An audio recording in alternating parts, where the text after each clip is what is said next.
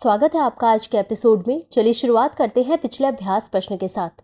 मध्यकालीन भारत के आर्थिक इतिहास के संदर्भ में ढो शब्द का तात्पर्य है ए. बंधुआ मजदूर, बी. सैन्य अधिकारियों को भूमि अनुदान दिया गया, सी. व्यापारी जहाज, डी. बंजर भूमि को खेती योग्य भूमि में परिवर्तित किया गया।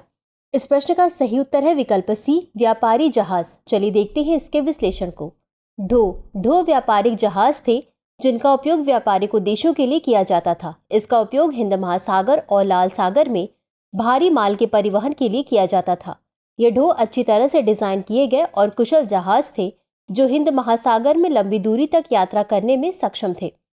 ढो मूलतः एक भारतीय नाव थी जिसके निर्माण के लिए अधिकांश लकड़ी भारत के वनों से आती थी, अतः विकल्प सी सही है।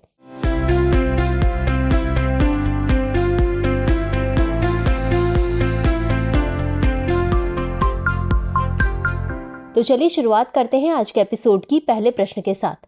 निम्नलिखित कथनों पर विचार कीजिए। 1. दक्षिणी दोलन उष्णकटिबंधीय प्रशांत महासागर के ऊपर वायु दबाव में परिवर्तन है। 2. यह अलीनो दक्षिणी दोलन घटना की उष्ण अवस्था है। 3. ओशनिक नीनो इंडेक्स का उपयोग सामान्य समुद्र सतह तापमान से विचलन को मापने के लिए किया जाता है। उपर्युक्त में से कितने कथन सही है या सही है? ए केवल 1, बी केवल 2, सी सभी 3, डी कोई भी नहीं। इस प्रश्न का सही उत्तर है विकल्प सी सभी 3। चलिए देखते हैं इसके विश्लेषण को। एल नीनो दक्षिणी दोलन यानी ENSO। एल नीनो एक जलवायु पैटर्न है जो पूर्वी उष्णकटिबंधीय प्रशांत महासागर में सतही जल के असामान्य रूप से गर्म होने का वर्णन करता है। दक्षिणी दोलन उष्णकटिबंधीय प्रशांत महासागर के ऊपर वायु दबाव में परिवर्तन है। जब पूर्वी उष्णकटिबंधीय प्रशांत क्षेत्र में तटीय जल गर्म हो जाता है तो समुद्र के ऊपर वायुमंडलीय दबाव कम हो जाता है, अतः कथन 1 सही है। यह अल नीनो दक्षिणी दोलन घटना की उष्ण अवस्था है, अतः कथन 2 सही है। ओशनिक नीनो इंडेक्स का उपयोग सामान्य समुद्र सतह तापमान से विचलन को मापने के लिए किया जाता है, अतः कथन 3 सही है। अगला प्रश्न है, राष्ट्रीय भवन संहिता 2016 के संबंध में निम्नलिखित कथनों पर विचार कीजिए। 1. यह आपातकालीन स्थिति में पीड़ितों के साथ साथ अग्निशमन कर्मियों को भी दिशा निर्देश प्रदान करता है। 2. यह भारतीय मानक ब्यूरो द्वारा प्रकाशित किया जाता है और यह एक अनुशंसात्मक दस्तावेज है। 3. एक बार राज्य अग्निशमन सेवा कानूनों में शामिल हो जाने पर NBC 2016 एक बाध्यकारी दस्तावेज बन जाती है। उपर्युक्त में से कितने कथन सही नहीं है? ए केवल 1, बी केवल 2, सी सभी 3, डी कोई भी नहीं। इस प्रश्न का सही उत्तर है विकल्प डी कोई भी नहीं। चलिए देखते हैं इसके विश्लेषण को। राष्ट्रीय भवन संहिता 2016 यह भारत में अग्नि को विनियमित करने और रोकने के लिए दिशा निर्देश तथा प्रावधान बताता है। NBC आपातकालीन स्थिति में पीड़ितों के साथ साथ अग्निशमन कर्मियों को भी दिशा निर्देश प्रदान करता है, अतः कथन 1 सही है। यह भारतीय मानक ब्यूरो द्वारा प्रकाशित किया जाता है और यह एक अनुशंसात्मक दस्तावेज है, अतः कथन 2 सही है। एक बार राज्य अग्निशमन सेवा कानूनों में शामिल होने के बाद भारतीय राष्ट्रीय भवन संहिता एक बाध्यकारी दस्तावेज बन जाती है, अतः कथन 3 सही है। अगला प्रश्न है, राष्ट्रीय खाद्य तेल मिशन ऑयल पाम के संबंध में निम्नलिखित में से कौन सा या कौन से कथन सही है या सही है? 1. यह एक केंद्रीय क्षेत्र की योजना है जिसका विशेष ध्यान पूर्वोत्तर क्षेत्र, अंडमान और निकोबार द्वीप समूह पर है। 2. आंध्र प्रदेश, तेलंगाना और केरल प्रमुख पाम तेल उत्पादक राज्य हैं। 3. राज्यों में इस कार्यक्रम को लागू करने के लिए राज्य कृषि विभाग नोडल एजेंसी है। नीचे दिए गए कूट का उपयोग करके सही उत्तर चुनिए। ए केवल 1 और 2, बी केवल 2 और 3, सी केवल 1, डी 1, 2 और 3। इस प्रश्न का सही उत्तर है विकल्प बी केवल 2 और 3। चलिए देखते हैं इसके विश्लेषण को। राष्ट्रीय खाद्य तेल मिशन ऑयल पाम यह पूर्वोत्तर क्षेत्र, अंडमान और निकोबार द्वीप समूह पर विशेष ध्यान देने के साथ एक केंद्र प्रायोजित योजना है, अतः कथन 1 सही नहीं है। आंध्र प्रदेश, तेलंगाना और केरल प्रमुख पाम तेल उत्पादक राज्य हैं तथा कुल उत्पादन का 98% हिस्सा इन्हीं से प्राप्त होता है, अतः कथन 2 सही है। राज्य कृषि विभाग में इस कार्यक्रम को लागू करने के लिए एक नोडल एजेंसी है, अतः कथन 3 सही है। अगला प्रश्न है, प्रधानमंत्री जनजातीय आदिवासी न्याय महाअभियान के संदर्भ में निम्नलिखित कथनों पर विचार कीजिए। 1. इसका उद्देश्य विशेष रूप से कमजोर जनजातीय समूहों को आवश्यक सेवाएं प्रदान करना है। 2. इसे वर्ष 2023 से 24 के केंद्रीय बजट में सूचीबद्ध 7 सप्तऋषि प्राथमिकताओं में से एक रीचिंग द लास्ट माइल के हिस्से के रूप में लॉन्च किया गया था। 3. नीति आयोग समग्र नीति नियोजन और कार्यक्रमों के समन्वय के लिए नोडल एजेंसी है। उपर्युक्त में से कौन सा या कौन से कथन सही है या सही है? ए केवल 1 और 2, बी केवल 2 और 3, सी केवल 3, डी 1, 2 और 3। इस प्रश्न का सही उत्तर है विकल्प ए केवल 1 और 2। चलिए देखते हैं इसके विश्लेषण को।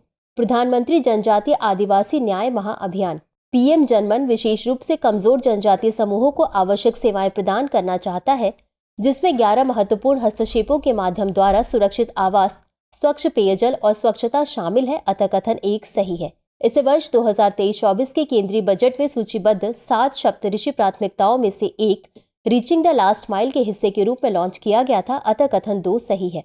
जनजातीय कार्य मंत्रालय समग्र नीति नियोजन और कार्यक्रमों के समन्वय हेतु नोडल मंत्रालय है। अतः कथन 3 सही नहीं है। अगला प्रश्न है, तरलता समायोजन सुविधा यानी LAF के संदर्भ में निम्नलिखित कथनों पर विचार कीजिए। 1. यह एक मौद्रिक नीति उपकरण है जिसका उपयोग केंद्रीय बैंकों द्वारा बैंकिंग प्रणाली में तरलता का प्रबंधन करने के लिए किया जाता है। 2. बैंकिंग सुधारों पर बेसल समिति द्वारा LAF की सिफारिश की गई थी। 3. LAF ऋण की उपलब्धता को प्रभावित कर सकता है और मुद्रास्फीति को नियंत्रित कर सकता है। उपर्युक्त में से कौन सा या कौन से कथन सही है या सही है? A केवल 1 और 3, B केवल 2, C केवल 3, D 1, 2 और 3। इस प्रश्न का सही उत्तर है विकल्प A केवल 1 और 3। चलिए देखते हैं इसके विश्लेषण को। तरलता समायोजन सुविधा यानी LAF यह एक मौद्रिक नीति उपकरण है जिसका उपयोग केंद्रीय बैंकों द्वारा बैंकिंग प्रणाली में तरलता का प्रबंधन करने के लिए किया जाता है। इसमें रेपो लेन देन के माध्यम से वाणिज्यिक बैंकों को तरलता प्रदान करना शामिल है। अतः कथन 1 सही है। इसे वर्ष 1998 के बैंकिंग क्षेत्र सुधारों पर नरसिंघम समिति के परिणाम के एक भाग के रूप में पेश किया गया था। अतः कथन 2 सही नहीं है। LAF के 2 भाग हैं, रेपो दर और रिवर्स रेपो दर, जिसे ऋण की उपलब्धता को प्रभावित करने तथा मुद्रास्फीति को नियंत्रित करने के लिए समायोजित किया जा सकता है। अतः कथन 3 सही है। अगला प्रश्न है, क्रय प्रबंधक सूचकांक परचेजिंग मैनेजर्स इंडेक्स के संबंध में निम्नलिखित कथनों पर विचार कीजिए। 1. यह केवल विनिर्माण क्षेत्र में आर्थिक रुझानों की प्रचलित दिशा का संकेतक है। 2. ये 0 से 100 तक होता है, जिसमें 50 से ऊपर का स्कोर विस्तार को और 50 से नीचे का स्कोर संकुचन को दर्शाता है। उपर्युक्त में से कौन सा या कौन से कथन सही है या सही है? A केवल 1, B केवल 2, C 1 और 2 दोनों, D न तो 1 और न ही 2। इस प्रश्न का सही उत्तर है विकल्प B केवल 2। चलिए देखते हैं इसके विश्लेषण को।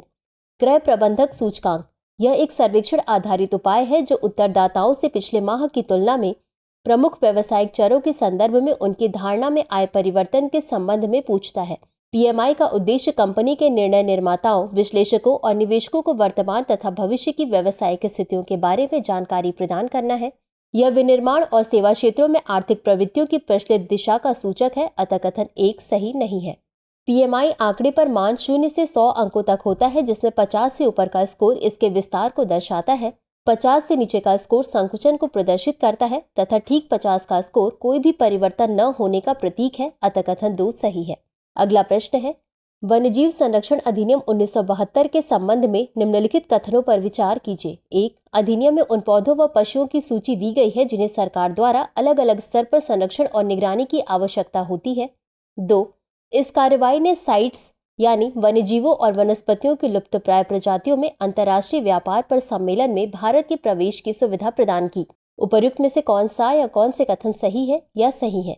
A केवल 1, B केवल 2, C 1 और 2 दोनों, D न तो 1 और न ही 2। इस प्रश्न का सही उत्तर है विकल्प C 1 और 2 दोनों। चलिए देखते हैं इसके विश्लेषण को। वन्यजीव संरक्षण अधिनियम 1972। इस अधिनियम में पौधों व पशुओं की अनुसूचियां सूचीबद्ध की गई हैं जिन्हें सरकार द्वारा अलग अलग स्तर पर सुरक्षा और निगरानी प्रदान की जाती है। अतः कथन 1 सही है। वन्यजीव संरक्षण अधिनियम 1972 द्वारा साइट्स में भारत का प्रवेश आसान बना दिया गया था। अतः कथन 2 सही है।